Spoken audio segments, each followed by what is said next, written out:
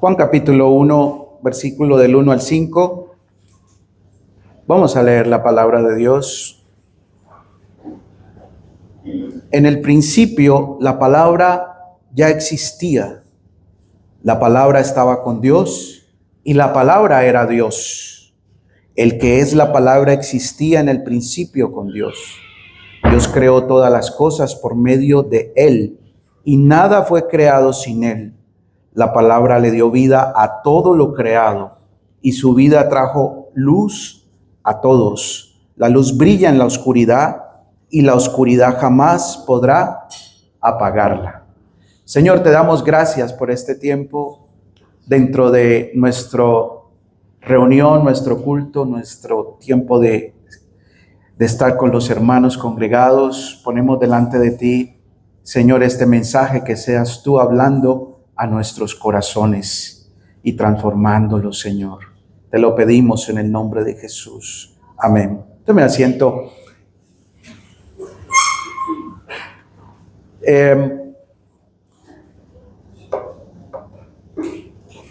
Hace 8 días comenzamos el mes, los mensajes desde este púlpito con el énfasis del mes de la Biblia. Y contábamos un poquito de la historia por allí en 1500, cuando Casiodoro de Reina y todos estos dos hombres que tradujeron las escrituras al castellano, y surge la primera Biblia, la Biblia del oso, y fue la primera Biblia en el idioma castellano que se tuvo en las manos, pero no se pudo imprimir aquí, tuvo que imprimir en Suiza porque eran tiempos difíciles y pocos podían tener la palabra de Dios en su mano. Se imprimieron 200 copias por allí y se logró ya darle una apertura diferente al conocimiento de las Escrituras. En este mes de la Biblia tenemos que hablar, y tengo que confesarles que es un tema bien complicado de enseñar, porque es muy dispendioso hablar del libro de libros, hablar del libro que es inspirado por Dios. Es bastante dispendioso, bastante complicado. Cuando uno está estudiando, cuando uno está mirando sus notas, cuando uno está preparando, hay mucho que Dios quiere hablar.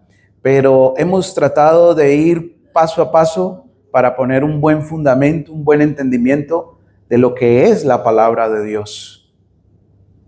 Es el libro más vendido, es el libro más impreso, obviamente, el más traducido al mayor número de idiomas. Es el libro que contiene la palabra inspirada de Dios allí en sus 66 libros del canon bíblico.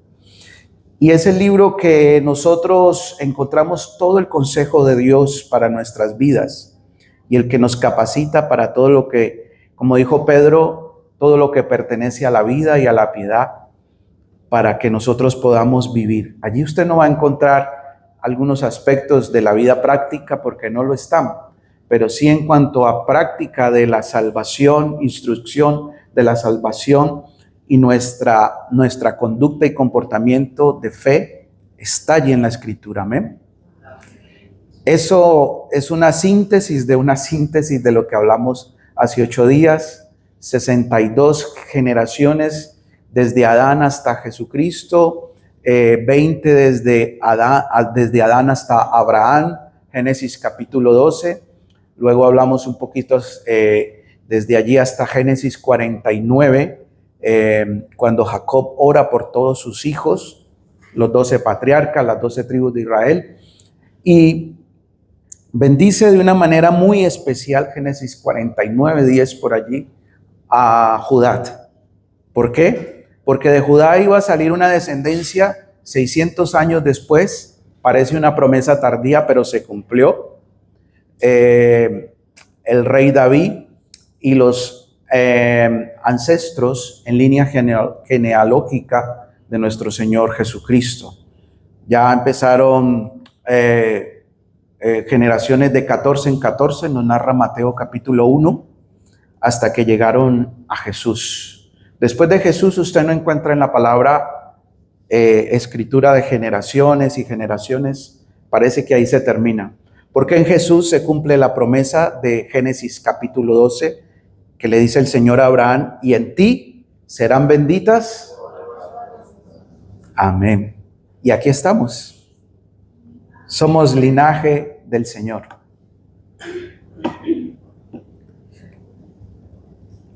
Es dispendioso, como les decía, mis hermanos. Hay 3 textos muy importantes aquí. Génesis 21, Juan 21, que ustedes lo tienen allí separado, Juan 1 y el Salmo 19, con el cual vamos a ir a la aplicación del cuerpo de este mensaje que hemos preparado hoy. Juan habla de Jesús en el capítulo 1 como el verbo hecho carne, y empieza a hablar y dice, vaya un momentito al capítulo 21, verso 24 y 25. Si ya lo tiene allí separado, vaya un momento.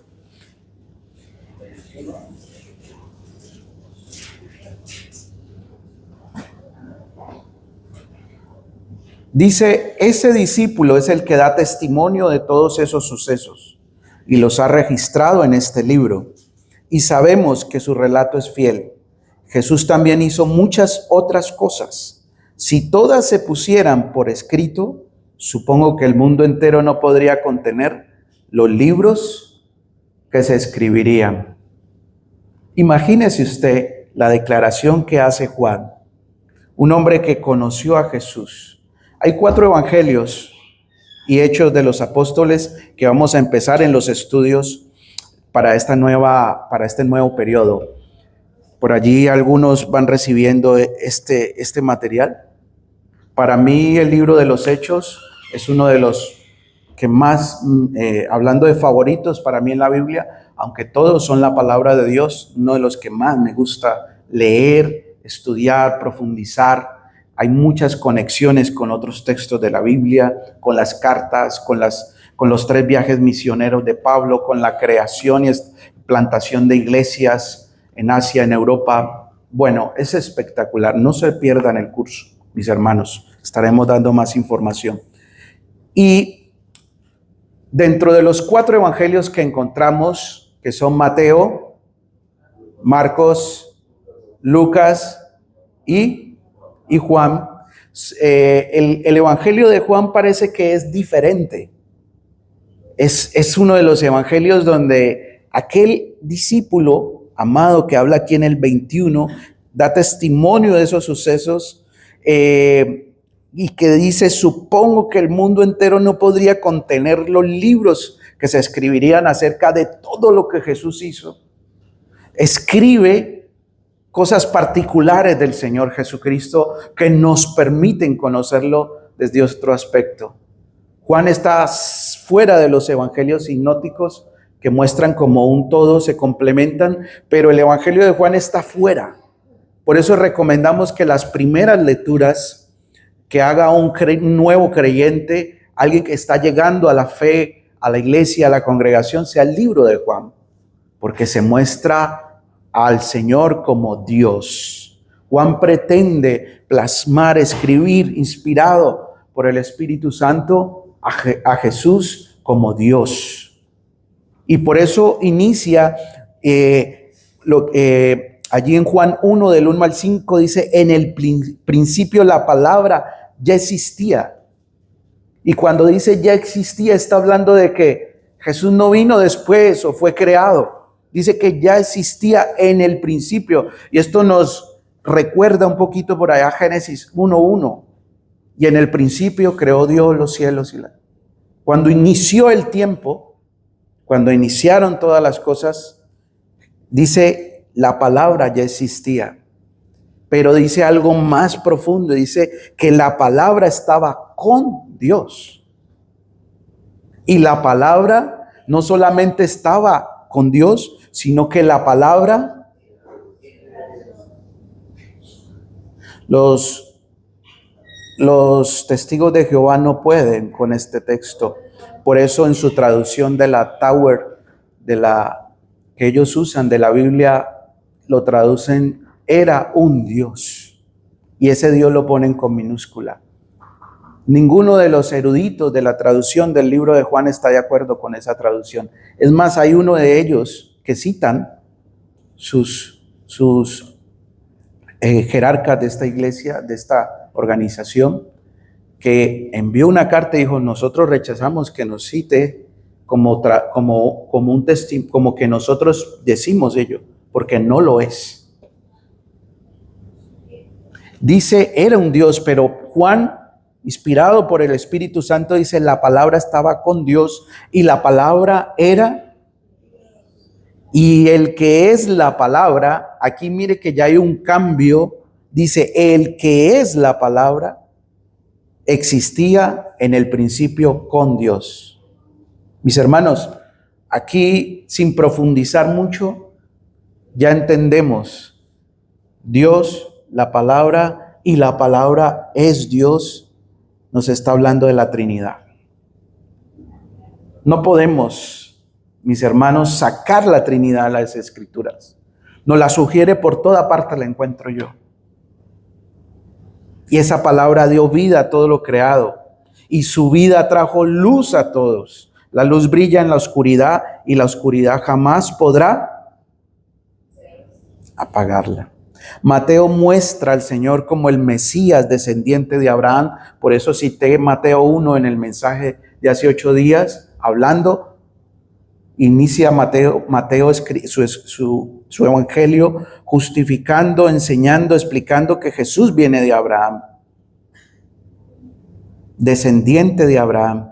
Pero Marcos nos habla de Jesús como siervo, porque Marcos nos dice que él proviene de Nazaret. Y recuerden que hay un texto bíblico que dice, alguien dijo por allí, de aquellos hombres que estaban de Jesús, ¿de Nazaret saldrá algo bueno? Hizo esa pregunta.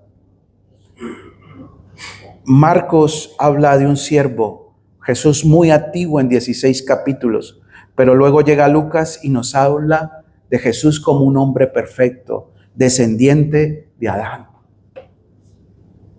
Pero Juan dice que el Señor vino del cielo. Esta es la gran diferencia dentro del complemento que el Señor permite a cada escritor de los evangelios. Pero Juan dice que el Señor vino del cielo. Por lo tanto, en el evangelio de Juan, Jesús se revela como Dios, como el Dios encarnado. Juan no se enfoca en lo que Jesús simplemente hizo, en todas sus obras, porque de hecho él mismo dice allí en el 21 que no alcanzarían los libros para escribir todo lo que el Señor hizo. Pero Jesús se enfoca en que ¿quién es Jesús?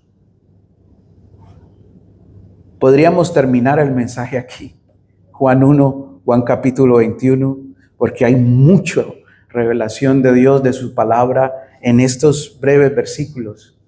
Pero hay mucho más que abordar. Juan nos enseña a Jesús revelando 7 milagros que tenía que cumplir quien iba a ser el Mesías. Y dice, pero estas cosas que se escribieron, y uno de los propósitos del libro de Juan está no tiene que buscarlo, téngalo allí si está tomando nota, en Juan 20 del 30 al 31 dice, los discípulos vieron a Jesús hacer muchas otras señales milagrosas. Esto está en Juan, obviamente, además de los registrados en este libro, pero se escribieron para que ustedes continúen creyendo que Jesús es el Mesías. Ese es el propósito del libro de Juan. Usted lo puede encontrar allí en el capítulo 20, versículo 31. Dice que para que ustedes continúen creyendo que Jesús es el Mesías, el Hijo de Dios, y para que al creer en Él tengan vida por el poder de su nombre. Jesús es el verbo revelado, Jesús es la palabra hecha carne, Jesús es el verbo. Y esa palabra verbo que hay allí en Juan capítulo 1, para los griegos era la palabra logos. Y en la mente de los antiguos judíos, cuando se hablaba de la palabra de Dios, se hablaba a Dios, se refería a Dios mismo. Para los filósofos griegos, veían el logos como el poder que da sentido al mundo. Esa era su concepción de ese término logos. Y esa es la palabra que queda ahí escrita en el griego de verbo. Cuando usted lea Juan 1 y lea el verbo, es la palabra logos. Y tiene estas connotaciones tanto para el pueblo hebreo como para el pueblo griego. Y habla de ese poder que ponía al mundo en un perfecto orden y sostenía todas las cosas. Los griegos veían el logos como la razón principal que controlaba todas las cosas, el núcleo, el centro. Y Juan usa esa palabra para describir al Jesús que descendió del cielo. Mis hermanos, la palabra de Dios tiene un enfoque y tiene un centro, que es Jesucristo. En toda ella nos lleva. Si nosotros pudiéramos decir todos los caminos conducen a un lugar, toda la palabra de Dios conduce a Jesucristo. Amén. Jesús fue el verbo, es el verbo revelado, es la palabra hecha carne. Entonces no podemos nosotros aceptar que el verbo era un Dios, como dice la nueva traducción del Nuevo Mundo de la Biblia, que es la Biblia usada por los testigos de Jehová. Es una traducción incorrecta, oscura, que deja dudas acerca de quién es Jesucristo, el Hijo de Dios. Y debemos aseverar, afirmar que Jesucristo es el verbo de Dios, el verbo hecho carne. Entonces, ustedes se preguntarán, ¿qué ocurre? ¿Cómo Dios habla y se manifiesta a la humanidad? En Hebreos 1 dice que en tiempos anteriores, por allá, en los primeros 100 años de historia de la iglesia, el Señor, y se escribe Hebreos capítulo 1, dice que el Señor había hablado de muchas maneras, de muchas formas en tiempo pasado. Pero luego dice el autor de Hebreos, en el capítulo 1, creo que está por allí entre el versículo 2 y 4, dice, pero ahora Él nos ha hablado a través de su Hijo. A través de su Hijo. Entonces, podemos entender que Dios habla de dos maneras específicas en la palabra. Y quiero ir al Salmo 19, que usted debe tenerlo allí separado. El Salmo 19. Son 14 versículos y es uno de los salmos, como otros que se citaron esta mañana, se leyeron desde aquí, maravillosos, que están allí dentro de los 150 salmos, que no todos son escritos por el rey David, pero sí una gran mayoría de ellos. El primer salmo se escribió por allá pueden verlo usted allí antes de Génesis 49, lo pueden ver en Éxodo 33, cuando Israel sale de Egipto y Moisés escribe el Salmo 90. Ese salmo es atribuido, es retomado y es puesto en el libro de los Salmos.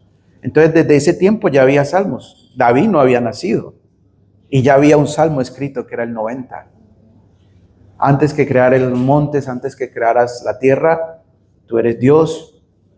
Vuelves al hombre hasta ser quebrantado y dices, convertíos, hijos de los hombres. Es un salmo maravilloso. Muchas canciones, alabanzas hay escritas de ese salmo y nos hablan de muchos aspectos de la vida, contados desde la mente y el entendimiento de Moisés. Pero este Salmo 19 sí es un salmo de David, maravilloso, y para mí es el salmo de los dos testimonios. Cuando yo leo el Salmo 19, yo veo dos testimonios allí, y vamos a ir un poco hasta donde nos permita el tiempo a entender cómo se manifiesta la palabra de Dios, cómo es dada a conocer.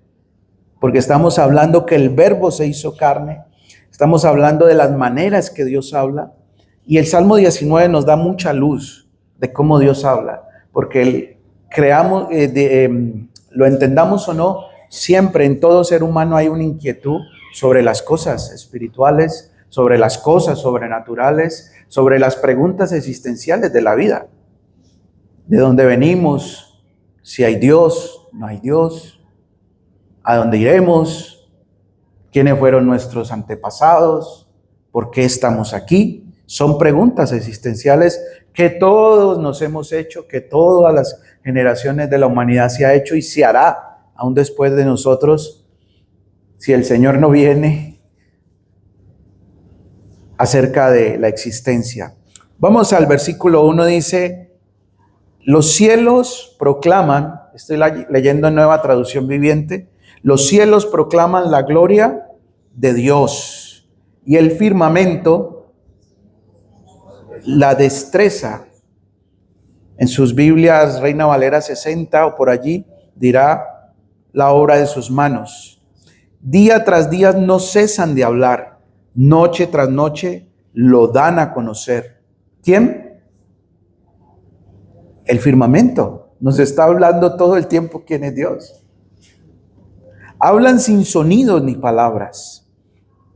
Su voz jamás se oye. Sin embargo, su mensaje se ha difundido por toda la tierra y sus palabras por todo el mundo.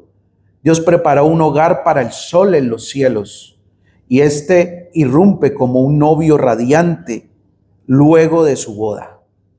Se alegra como un gran atleta, ansioso por correr la carrera. El sol sale de un extremo de los cielos y sigue su curso hasta llegar al otro extremo. Nada puede ocultarse de su calor. Recuerden que los salmos tiene un género literario poético. Y mire todas las figuras que usa aquí David para escribir. Pero siempre está hablándonos que la creación testifica. El firmamento habla del Señor. Usted todos los días se levanta, abre su ventana, sale a su balcón o sale a la calle y mira, y allí está la voz de Dios. Y a veces decimos, pero el Señor no me habla. Pero ¿cómo escucho la voz de Dios? Pero ¿por qué es tan distante el Señor? Y usted salió esta mañana, vio el cielo, vio las nubes, el sol allí. Y aquí dice David que está hablando, la creación cuenta esa gloria del Dios Todopoderoso. Allí está presente todos los días. Es como que David nos dijera, la creación nos dice mucho acerca de Dios, pero su voz está allí, pero a veces no es escuchada. Vamos a continuar. Un hombre dijo, es más sabio quien lee tanto el libro de la creación como también lee el libro de la palabra como dos volúmenes de una misma obra. Y siente con respeto que ellos testifican de Dios. Pero David hace un stop, hace un alto allí. Está hablando del firmamento, está hablando del sol, está hablando de que sale y con su luz cubre toda la tierra y sale de un lado y se pone del otro lado. Pero luego hace un stop que parece un poco abrupto, pero vamos a verlo. Dice, siga leyendo allí conmigo. Las enseñanzas del Señor son perfectas, reavivan el alma.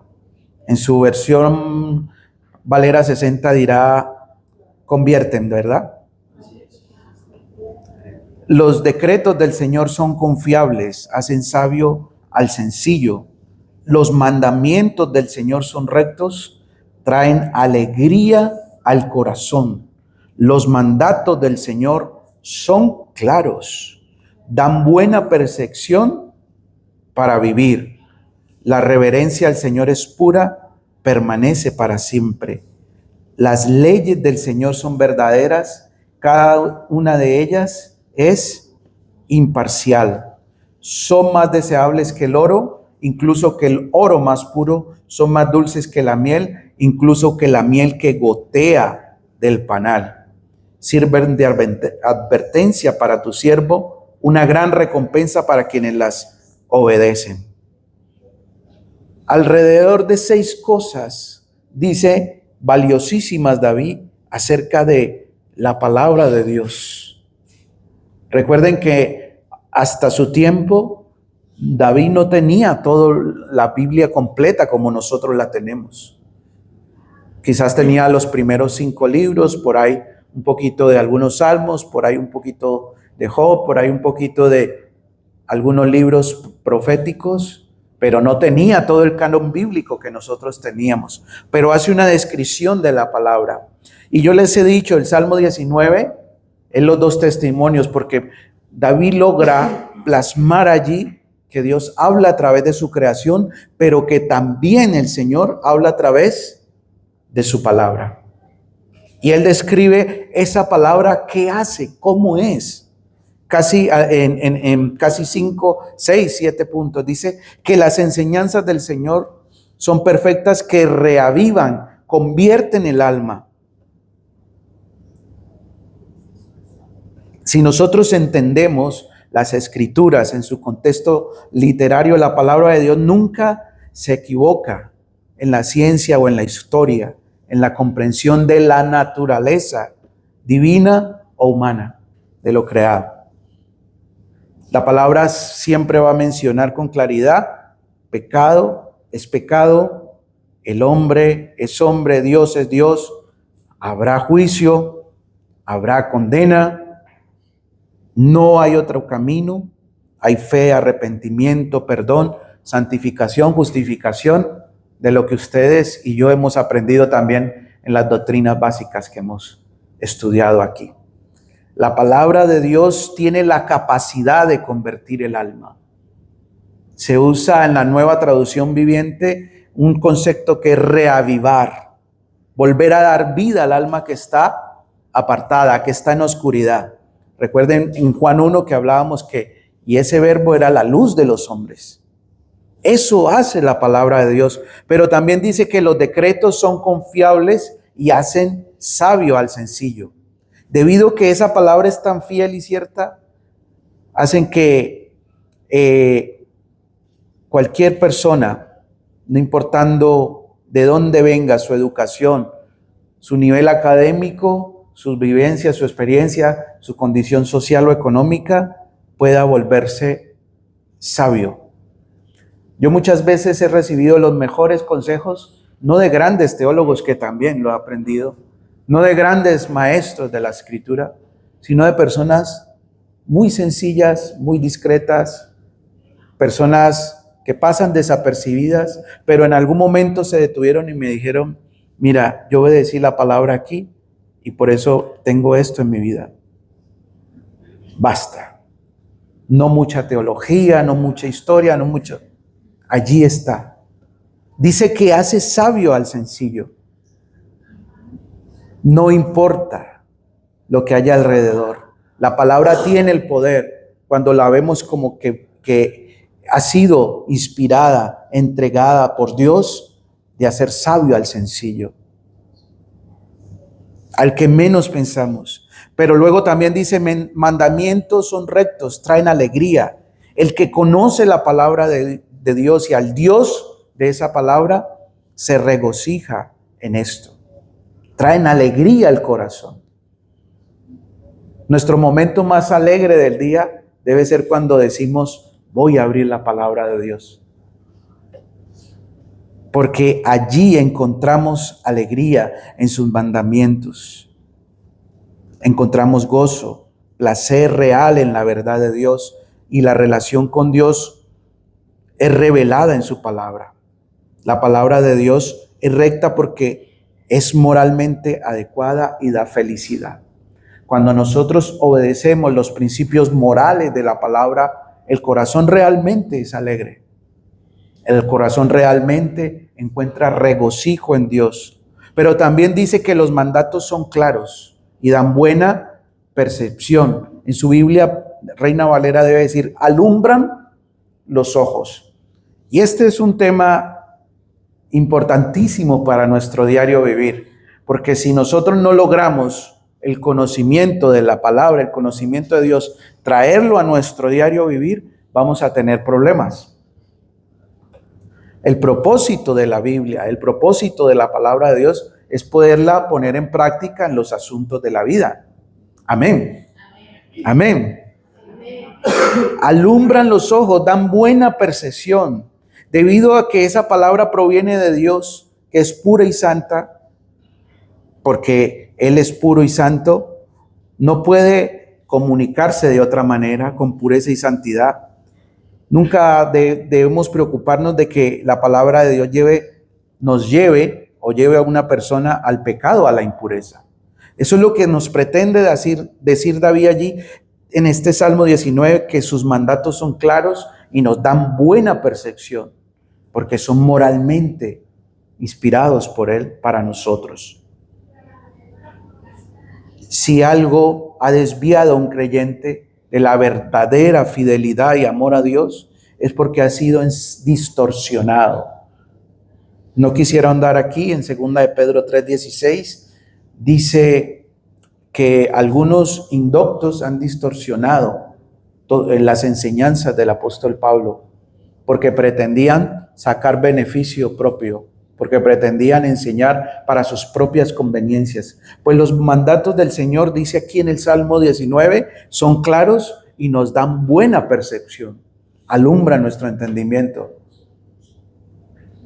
También dice que la reverencia o el temor al Señor en la Reina Valera 60 es pura, que permanece para siempre. Aquel que lee y oye y estudia la palabra de Dios se encuentra con Él. Tendrá una apreciación muy correcta, muy apropiada, y se asombrará de Dios. Y decidirá tener ese temor o esa reverencia al Señor. También dice que las leyes del Señor son verdaderas e imparciales. La palabra de Dios no va a buscar el bien de unos y el malestar de otros. Su palabra es imparcial. Su escritor es imparcial. Su escritor es la justicia. Y siempre vamos a encontrar en la palabra esa imparcialidad de Dios. Y luego, si leemos el Salmo un poco más adelante, dice, ¿quién conocerá? Ubíquese allí.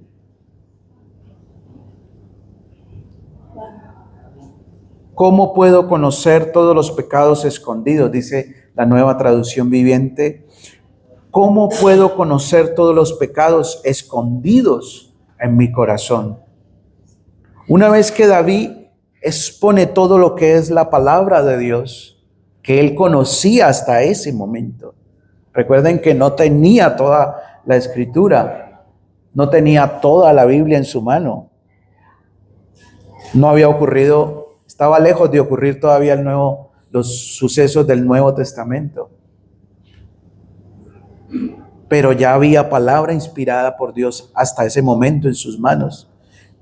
Y dice, ¿cómo puedo conocer todos los pecados escondidos en mi corazón? Límpiame de estas faltas ocultas o líbrame de los que me son ocultos. Dice, libra a tu siervo de pecar intencionalmente. No permitas que estos pecados me controlen.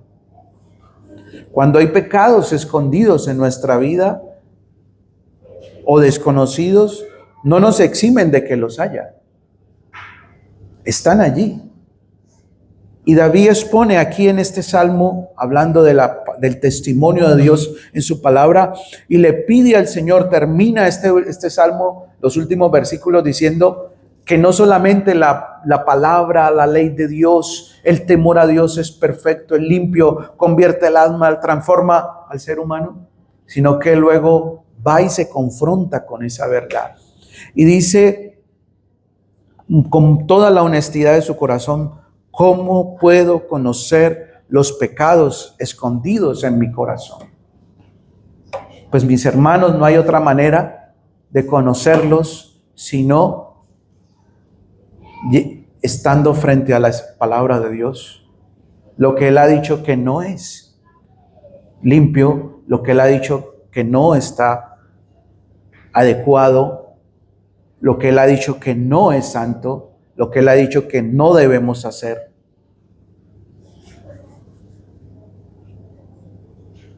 Que estén escondidos en nuestro corazón no nos exime de ellos. La palabra hace un gran trabajo cuando vamos a ella y nos descubre, nos va descubriendo, nos va descubriendo. Es como el cirujano, ¿no? Que cuando nos va a operar un órgano interno, entre más interno, más capas de piel y de músculo tiene que ir abriendo con su bisturí, con su herramienta afilada, y empieza a abrir y a descubrir. Y esto hace la Escritura. Y David se confronta allí con el Señor y dice: Señor, tengo pecados escondidos en mi corazón, tengo cosas que necesito y necesito que me libres de pecar intencionalmente. Recuerden que David es muy dramático. David es un poeta, un cantor, tocaba más de un instrumento, componía canciones. Me identifico mucho con él. David lloraba.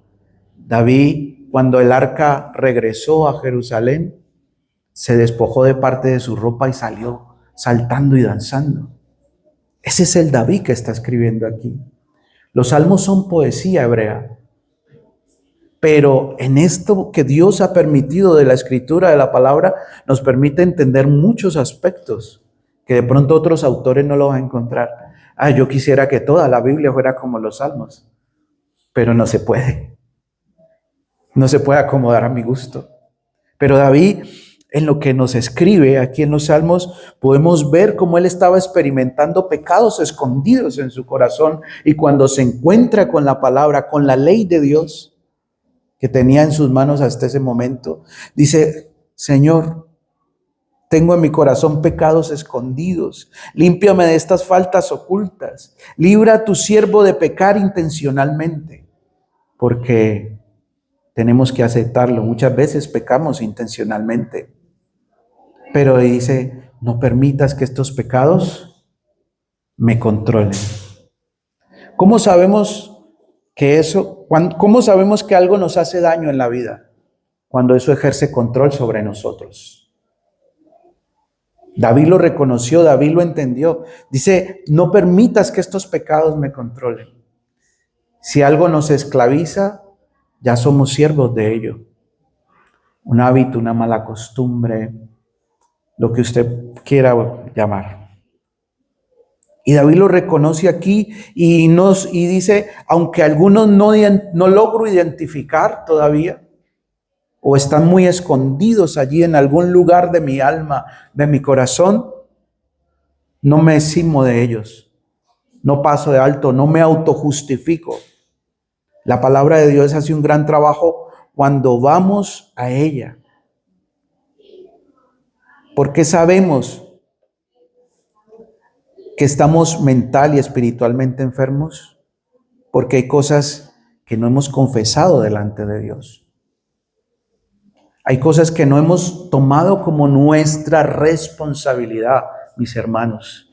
Y allí es donde tenemos que ir honestamente, como lo hizo David, delante de Dios, obviamente mirándonos en el espejo de la palabra que habla a nuestras conciencias y decir: hay pecado en mí.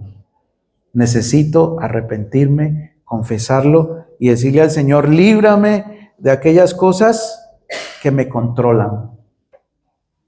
¿Qué nos controla? ¿Qué nos esclaviza? ¿Qué nos aleja del Señor?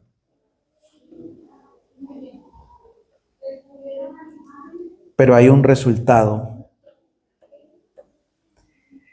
Entonces, si usted sigue leyendo por allí en los últimos 2 versículos del Salmo 19, estaré libre de culpa y seré inocente de grandes pecados.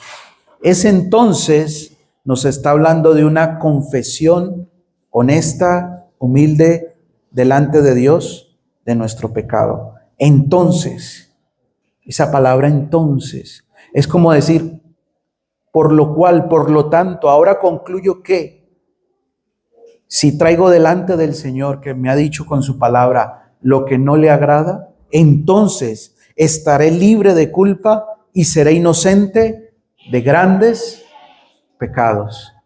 Viene el perdón, viene la justicia de Dios, viene la restauración de Dios después de un arrepentimiento de aquellas cosas ocultas, pecados que nos esclavizan.